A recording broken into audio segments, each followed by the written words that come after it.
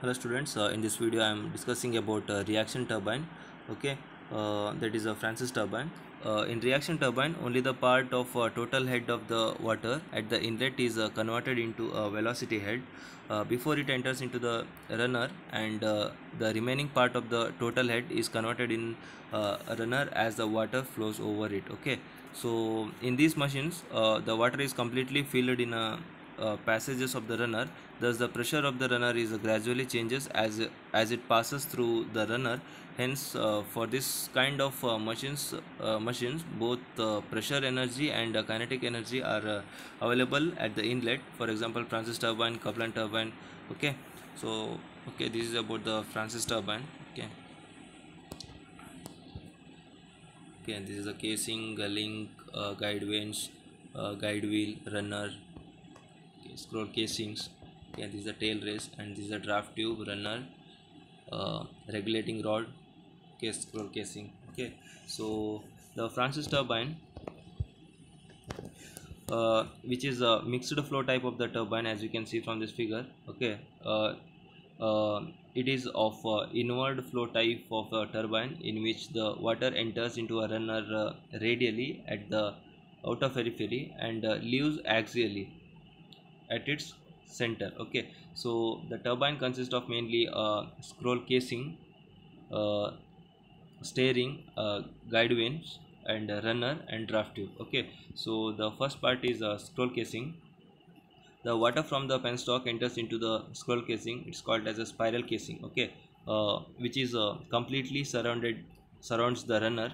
The main function of the spiral casing is to provide an uniform distribution of water around the runner, and hence to provide constant velocity in order to provide the constant velocity. The cross-sectional area of the casing is gradually decreases as the water are reaching the runner. Okay, so the second part is steering.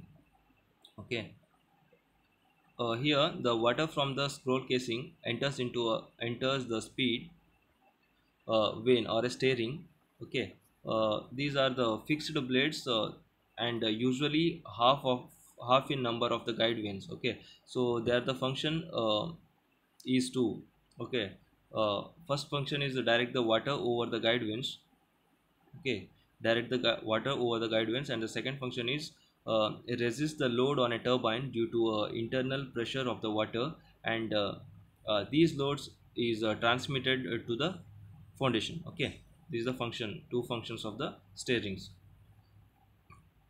And the third one is guide vanes. The water after the steering passes over the series of guide vanes, or fixed vanes.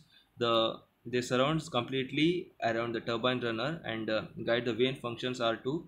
Okay, uh, here it is also has two functions, that is regulate the quantity of the water entering into runner, and the second function is direct the water on the runner. Okay, so the fourth part is runner.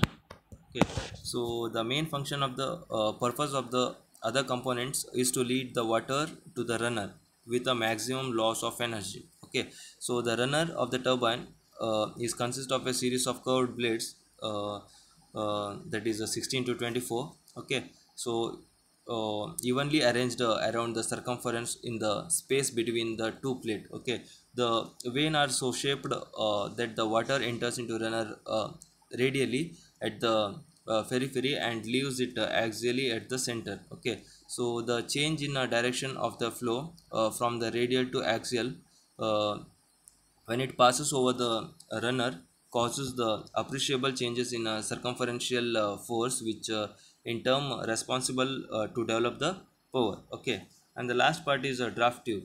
Okay, that draft tube part we will discuss in next video. Okay, so it has some classifications also, so we will discuss about the draft tube in next video. Okay, this is about the Francis turbine. Okay, thank you.